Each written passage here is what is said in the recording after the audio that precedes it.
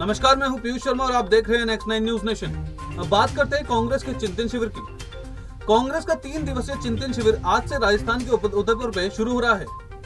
जब पार्टी अब तक के सबसे खराब दौर से गुजर रही है, कई नए पुराने नेता पार्टी छोड़कर जा चुके हैं। आपसी मतभेद की खबरें आती रहती हैं। पार्टी को इस 3 दिवसीय शिविर से कई अपेक्षाएं हैं। क्या होगा पार्टी का रोड मैप? क्या कांग्रेस विपक्ष की धुरी बना सकती है? किन मुद्दों पर पार्टी बीजेपी से लड़ेगी? क्या राजस्थान में पार्टी अपना सत्ता बचा पाएगी?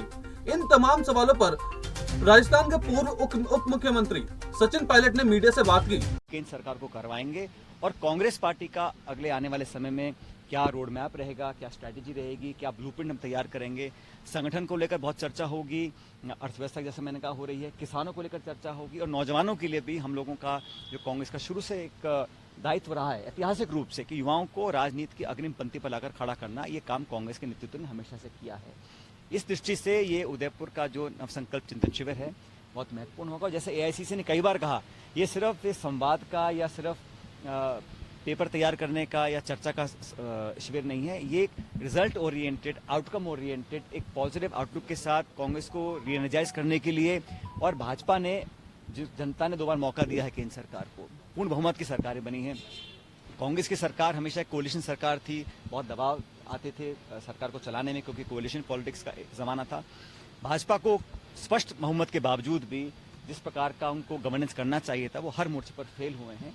तो एक जिम्मेदार विपक्ष की भूमिका निभाना, कोलिशन राजनीति में कैसे एनडीए को चुनौती देना और कांग्रेस को और सशक्त करना, क्योंकि राजनीतिक चुनौतियां जो सामने आने वाली हैं उसका मुकाबला करना, जनता का विश्वास जीतना, इन तमाम इश्यूज पर चर्चा होगी।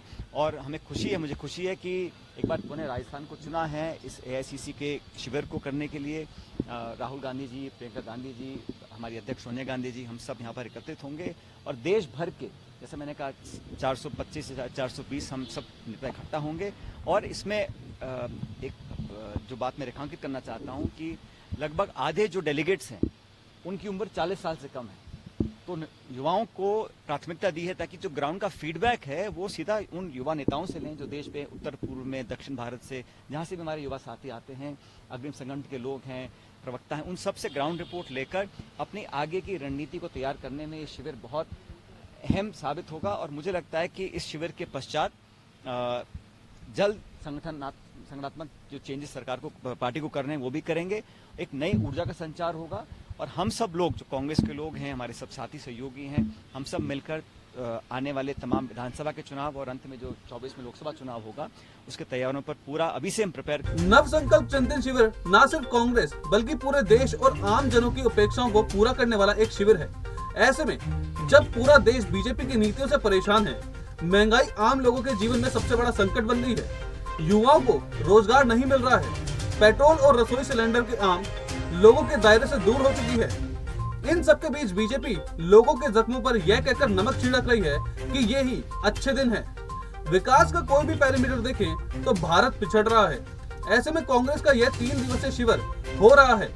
इसमें कांग्रेस खुद को इस बात के लिए तैयार करेगी कि आम लोगों को इन समस्याओं से निजात कैसे दिलाए। इन 3 दिनों में संगठन में बदलाव की दिशा तय होगी। अगले 2 साल का रोडमैप तय होगा। पार्टी के जमीनी कार्यकर्ताओं में उत्साह का संचार होगा। आप देखेंगे कि 3 दिनों के बाद पार्टी किस स्पष्टता के साथ आगे बढ़ती है, आम जनों की आवाज बनती है। यही शिविर एक लैंडमार्क बनेगा। हर किसी के अच्छे बुरे दिन होते हैं, जो हो गया है उनकी बात करने से कोई फायदा नहीं है। अब आगे बढ़ना होगा। इस शिविर में देश भर से कार्यकर्ताओं को बुलाया गया है। हर मुद्दे पर बातचीत के लिए अलग अलग कमेटियां बनाई गई है। सभी की बात सुनी जाएगी। कार्य समिति में इसे फीडबैक कर विस्तार से चर्चा होगी। इसके बाद तमाम फैसले होंगे। ऐसे कठिन समय में देश को कांग्रेस से जो उम्मीदें हैं उसे पूरा करने के लिए माकूल फैसले होंगे। सोनिया, राहुल, प्रियंका सभी लगातार बात कर रहे हैं। अगले कुछ दिन में तमाम बदलाव की तस्वीर साफ हो जाएगी और सभी सवालों का जवाब मिल जाएगा। विपक्षी एकता के लिए काम चल रहा है, इसकी तस्वीर भी साफ होगी। कांग्रेस उन सभी दलों से संपर्क में है जो केंद्र की बीजेपी सरकार की नीतियों के खिलाफ है और उसे गद्दी से हटाना चाहती है।